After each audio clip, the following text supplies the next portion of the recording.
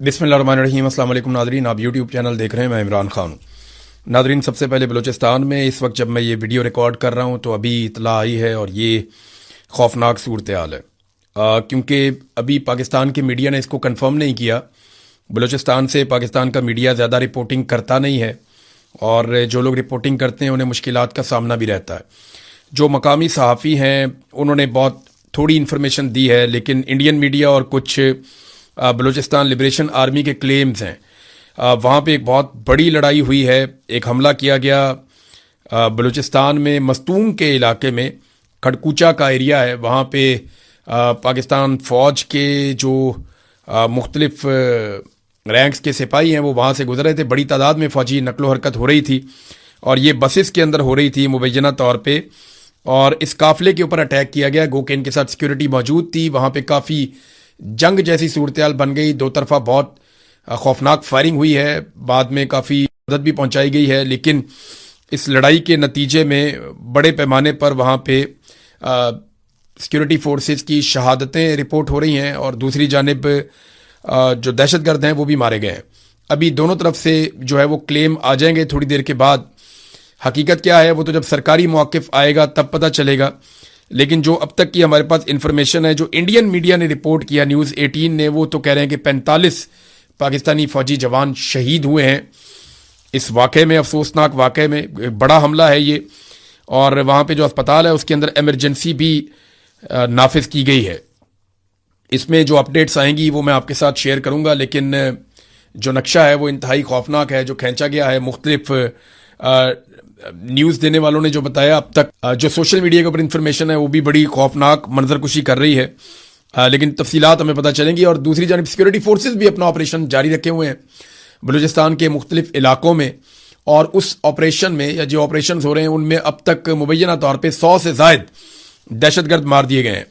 अच्छा, इसमें जो दहशतगर्द मारे जा रहे हैं उनमें BLA वालों से भी लड़ाई चल रही है सिक्योरिटी फोर्सेस की, और TTP के साथ भी लड़ाई चल रही है, और दीगर अलग अलग ग्रुप्स हैं जिनके साथ लड़ाई चल रही है। अब जो सिक्योरिटी फोर्सेस बताती हैं वो तो ये है, लेकिन अगर आप बलूचिस्तान में ओवरऑल सूरत हाल देखें तो ये चंद महीने बहुत क़यामत खेज गुजरे हैं। हमने मनाजिर देखे, पूरे पूरे शहर के ऊपर दहशतगर्दों ने कब्जा किया, कंट्रोल कर लिया उन्होंने, और कोई उन्हें पूछने वाला नहीं था। BLA के लोग आते हैं और वो पुलिस की गाड़ियों के अंदर गश्त करते हैं।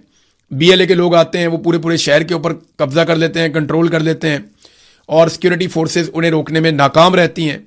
वो दंदनाते हुए आते हैं, पुलिस वालों को यरगमाल बनाकर ले जाते हैं। कई वाक़यात हुए जहां पे पुलिस वाले बड़ी तादाद में शहीद भी हुए।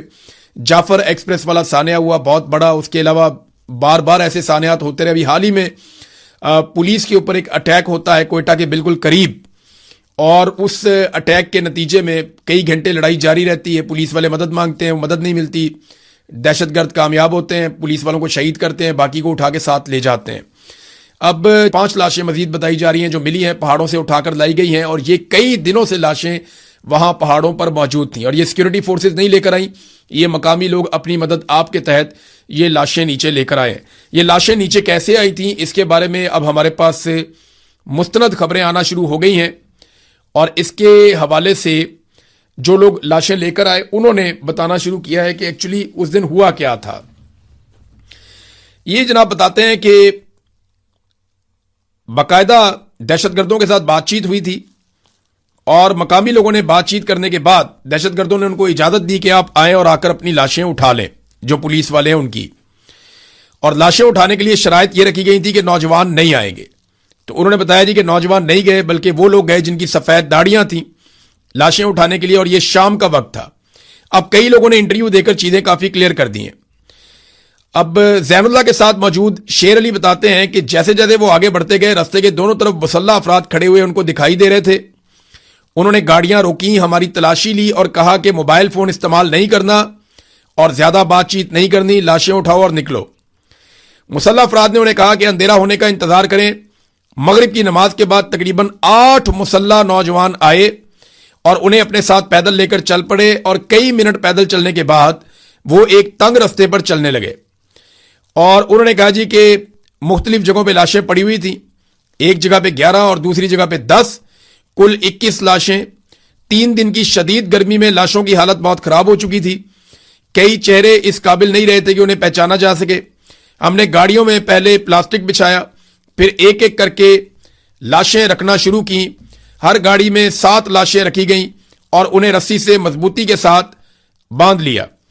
शेर अली बताते हैं कि ये मुसल्ला अफराद 19 से 20 साल के नौजवान थे जो पश्तो बोल रहे थे, लेकिन ये पश्तो उनके अपने इलाके की नहीं थी, ये कहीं और से आए हुए लोग थे। अब इन्हें कौन लेकर आया, किसने लाकर वहां बसाया, इसके बारे में कोई समझ नहीं आ रही। फिर उन्होंने कहा जी कि उन्होंने सवाल किया कि ये भी पश्तो, तुम भी पश्तून हो, तो तुम खुद को तालिबान और तहरीके तालिबान कहते हो, इतनी गोलियां क्यों मारी हैं? ये सवाल उन्होंने बात पूछी तो शेर अली ने बताया कि उनका जवाब था कि ये हमारे मुशरान का हुक्म था, जो ज्यादा बोलता था हम उसके मुंह पर गोली मारते थे, जो भागने की कोशिश करता था उसकी टांगों पर गोली मारते थे। और तालिबान ने कहा कि उन्होंने पुलिस एहलकारों को हथियार डालने को कहा था, लेकिन उन्होंने इनकार किया, इसलिए लड़ाई हुई और सबको मार दिया गया। नाज़रीन जी, बहुत खौफनाक सूरत हाल है। मैं ये सारी रिपोर्ट आपको पढ़ के सुनाऊं तो आप हैरान हो जाएंगे, आपकी आंखों में आंसू आ जाएंगे। ये इस तरीके से मारा गया वहां पे, और फिर उनकी लाशों को मसख किया गया, उनके ऊपर तेजाब फेंका गया।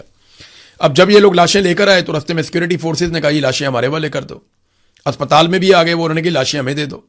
वजह यह थी कि अगले दिन आर्मी चीफ ने और वजीर आजम ने इज्तिमाई नमाज़ जनाजा में शिरकत करनी थी, तो लवाहिकीन बिफर गए। उन्होंने कहा जी आपको लाशें हम क्यों दे दें?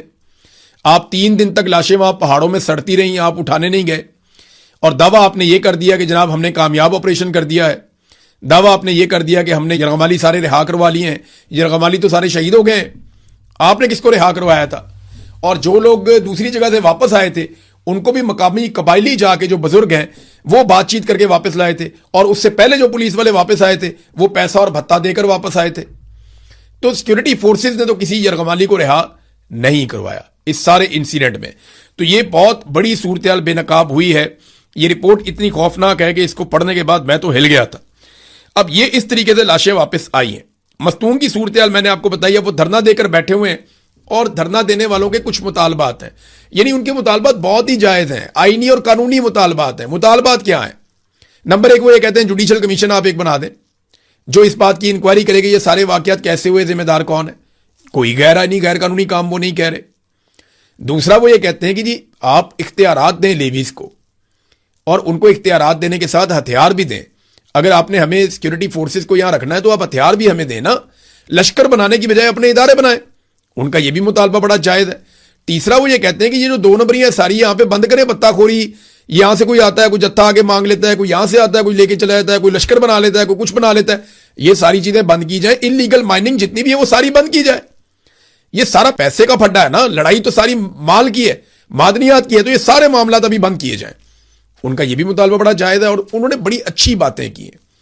उन्होंने कहा जो गैर कानूनी तौर पे आपने नाके लगाए हुए हैं, या वो जो आपने ये कस्टम्स के इख्तियारात आपने दिए हुए हैं एफसी को, ये इख्तियारात आप ना दें ना, आप चीजों को ऑर्गेनाइज करें, कानूनी तरीके के अंदर लेकर आए, जो आइन और कानून के मुताबिक कोई मुल्क चलता है उस तरीके से बलूचिस्तान को चलाया जाए।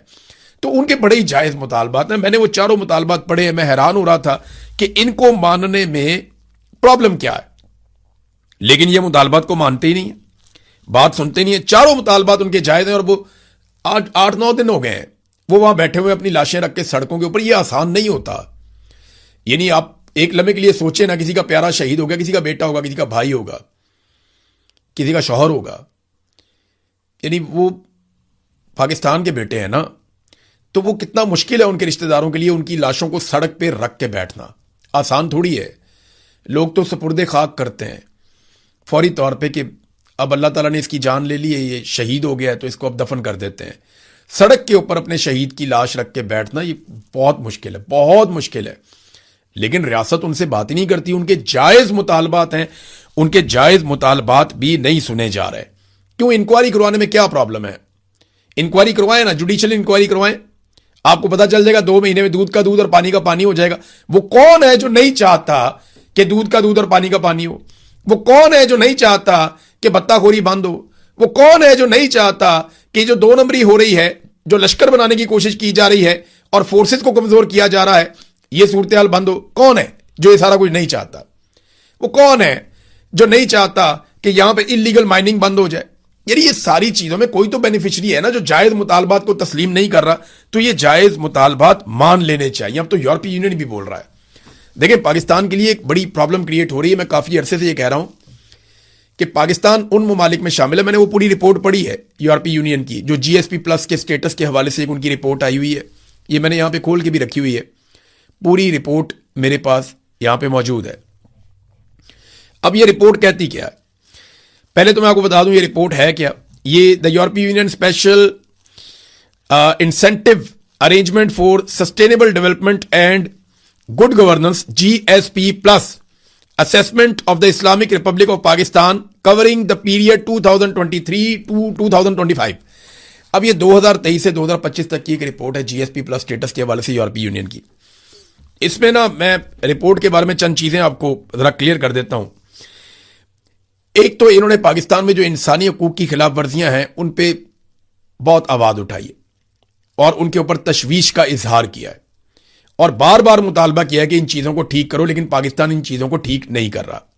اقلیتوں کے حوالے سے بڑے تحفظات ہیں اس میں, جو ہے وہ جو اپوزیشن ہے اس کے حوالے سے بڑے تحفظات ہیں. بلکہ لکھا گیا عمران خان صاحب کے بارے میں کہ سابق وزیر اعظم کو اور پولیٹیکل پرزنرز کو جو جیل کے اندر رکھا ہوا ہے انہیں فیئر ٹرائل کا حق تو دیا جائے. فیئر ٹرائل کا حق نہیں بن رہا, انہیں مل نہیں رہا. پھر لاپتہ افراد کا معاملہ بھی اس کے اندر اٹھایا گیا بڑی سنجیدگی کے ساتھ. نام کسی کا نہیں لیا گیا لیکن لاپتہ افراد کا اس میں پورا معاملہ اٹھایا گیا. پھر اقلیتوں کے حوالے سے جو ان کے حقوق ہیں وہ والا معاملہ بھی اٹھایا گیا. اور جو ملٹری کورٹس ہیں یہ معاملہ بھی اٹھایا گیا کہ فوجی عدالتوں میں سویلینز کو سزائیں دینے والا مذاق پاکستان میں کیوں کیا گیا. تو جی ایس پی پلس اسٹیٹس کے حوالے سے انہوں نے یہ بھی بتایا کہ پاکستان وہ ملک ہے جو لارجسٹ بینیفیشری ہے جی ایس پی پلس اسٹیٹس کا یورپی یونین میں, یعنی بہت زیادہ فائدہ ہم اٹھاتے ہیں اس کا. اور اگر یہ فائدہ پاکستان اٹھاتے رہنا چاہتا ہے تو پاکستان کو ہیومن رائٹس وائلیشنز بند کرنی چاہیے, لیکن وہ ہو نہیں رہی اور اس کا فائدہ پاکستان لگاتار اٹھا رہا ہے. 2022 میں سب سے بڑا فائدہ اٹھایا پاکستان نے, پھر 23-24 میں آگے نیچے جائے معاملہ آہستہ آہستہ. کو پتا ہے پاکستان کی ایکسپورٹس ہی کم ہوتی چلی گئی, تو ہم اتنا فائدہ تو نہیں اٹھا رہے لیکن پھر بھی بڑا فائدہ ہے. یہ جو ماحولیاتی آلودگی یا کلائمیٹ چینج ہے اس کے بارے میں بھی انہوں نے کچھ نکات اٹھائے. انہوں نے بتایا کہ کن کن شعبوں میں پاکستان کو کتنی کتنی امداد دی گئی اور پاکستان نے اس کا فائدہ نہیں اٹھایا بلکہ پاکستان نے ایکٹیویٹیز نہیں کی اس حوالے سے بھی. اور ہیومن رائٹس سب سے اہم چیز ہے, میڈیا کے حوالے سے آواز اٹھائی گئی. پیکا کے قوانین کا خاص طور پہ ذکر کیا گیا, جو پنجاب نے قانون پاس کر دیا اس کا بھی ذکر کیا گیا کہ کس طریقے سے صحافیوں کو دبایا جا رہا ہے, کس طریقے سے عدلیہ کو دبایا جا رہا ہے. ابھی ایک اور انٹرنیشنل رپورٹ آئی تھی جو بتا رہی تھی پاکستان کی عدلیہ میں کرپشن بڑھتی چلی جا رہی ہے. 26ویں اور 27ویں آئینی ترمیم کو منسوخ کرو کیونکہ عدلیہ تباہ و برباد ہو گئی ہے. ابھی ایمنسٹی انٹرنیشنل نے ایک رپورٹ میں یہ مطالبہ کیا کہ مارنگ بلوچ کو چھوڑا جائے, باقی سب کو چھوڑا جائے. احمد فرحات کا نام لے کر انہوں نے کہا جی احمد فرحات صاحب کو بھی چھوڑا جائے.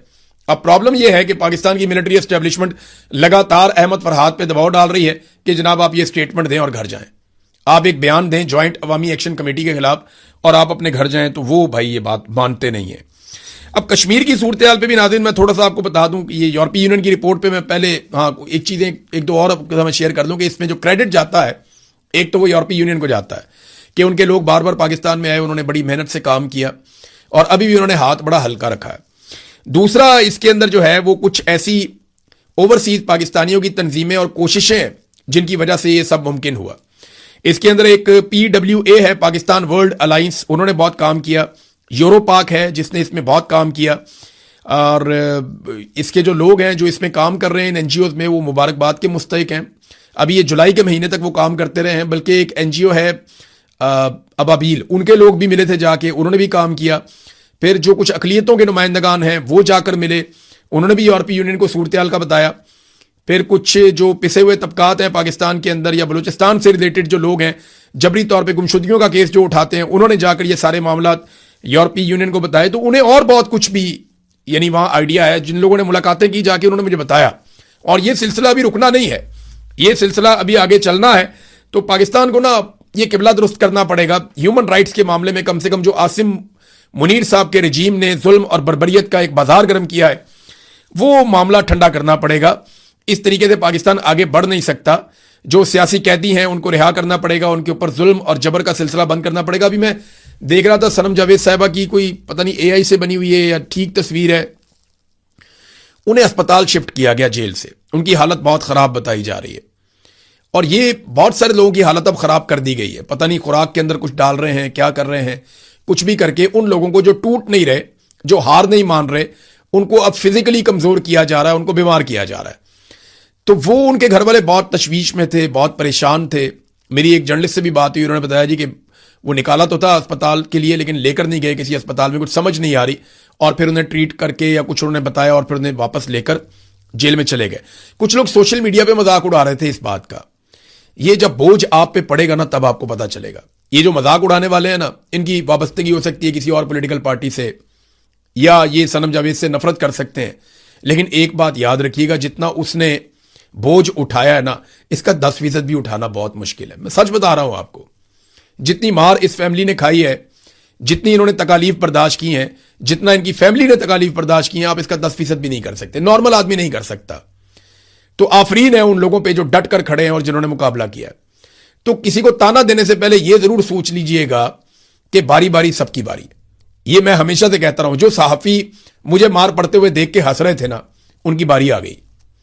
تو باری باری سب کی باری, اور جن کی نہیں آئی نا, ان کی تھوڑے عرصے بعد آ جائے گی.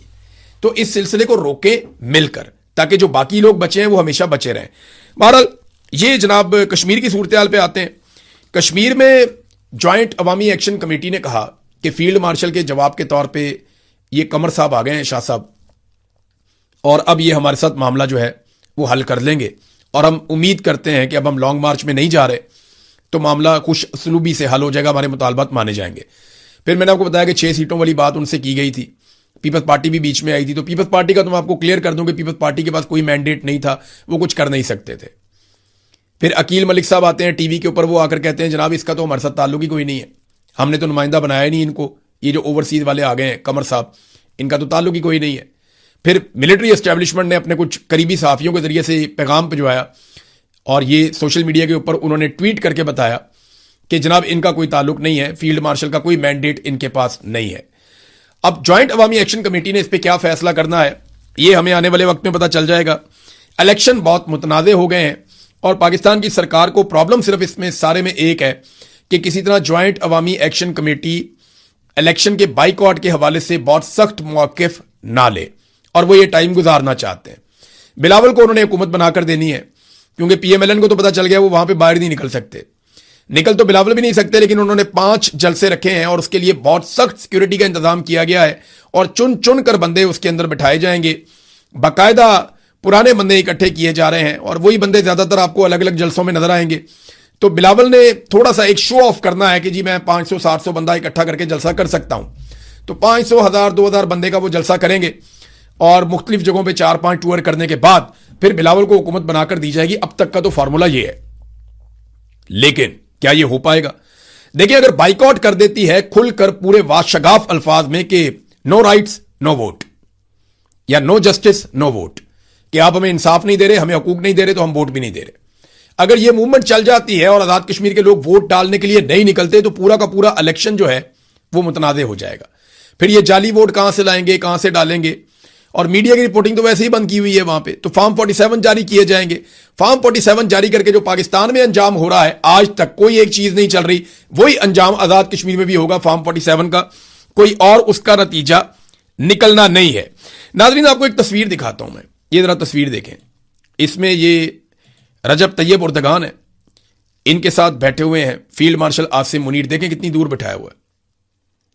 یہ ہے وہ جگہ جہاں پہ ایک سربراہ مملکت کے سامنے آرمی چیف بیٹھتا ہے.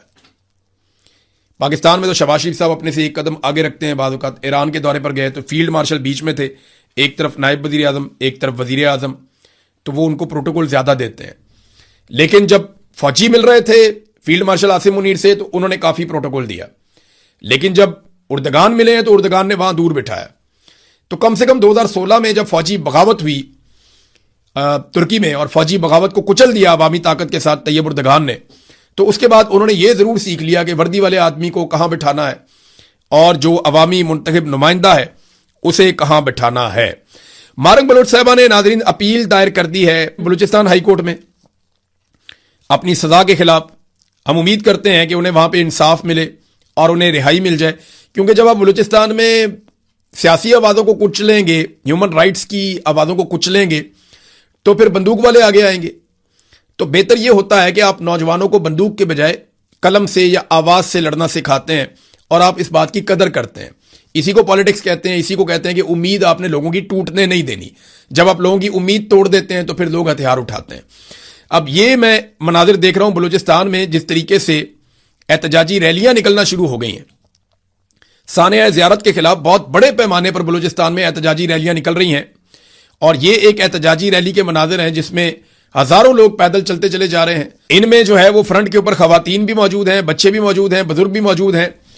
बलूचिस्तान जैसे इलाके में, सूबे में, जहां आबादी बहुत कम है और बहुत दूर दूर आबादियां हैं, वहां पे इस तरह की रैलियां, इतने ताकत से लोगों का निकलना, ये बहुत बड़ी बात है। और याद रखिएगा, अब ये पश्तून बेल्ट है। इससे पहले बलूच बेल्ट के अंदर बहुत ज्यादा दहशतगर्दी हो रही थी, आउट ऑफ कंट्रोल चला गया था। अब पश्तून बेल्ट में भी यही हो रहा है। फजलुर रहमान साहब इनकलाबी हुए या नहीं हुए, पाकिस्तान के मीडिया में ये बहस चल रही है। तो मैंने एक सर्वे करवाया पाकिस्तानियों से और मैंने सवाल ये पूछा कि आपके ख्याल में फजलुर रहमान साहब इनकलाबी हो चुके हैं या नहीं हुए। पाकिस्तानी इसके बारे में क्या सोचते हैं। लगभग 10,000 के करीब हमें वोट पड़े हैं। तो 10,000 के करीब वोटों में जो रिजल्ट आया वो मैं आपके सामने रख देता हूं। 89%, 99% पाकिस्तानी ये समझते हैं कि मौलाना फजलुर रहमान साहब इनकलाबी नहीं हो सकते, जबकि 11% ये कहते हैं कि नहीं, फजलुर रहमान साहब इनकलाबी हो सकते हैं। तो ये फजलुर रहमान साहब के सोचने की बात है कि उनकी क्रेडिबिलिटी कितनी लूज हो गई है कि अब अगर वो इनकलाबी बनने की कोशिश भी करते हैं तो कोई मानता नहीं है। और उसकी बड़ी वजह यह है कि नदीम मलिक साहब को इंटरव्यू देते हुए मौलाना फजलुर रहमान साहब ने खुद फरमा दिया था कि मैं जर्नैलों के कहने के बाद इस साजिश में शामिल हुआ और मैं रजीम चेंज ऑपरेशन का हिस्सा बना। अब तक के लिए इतने, अपना ख्याल रखिएगा, अपने चैनल का भी अल्लाह हाफ़िज़।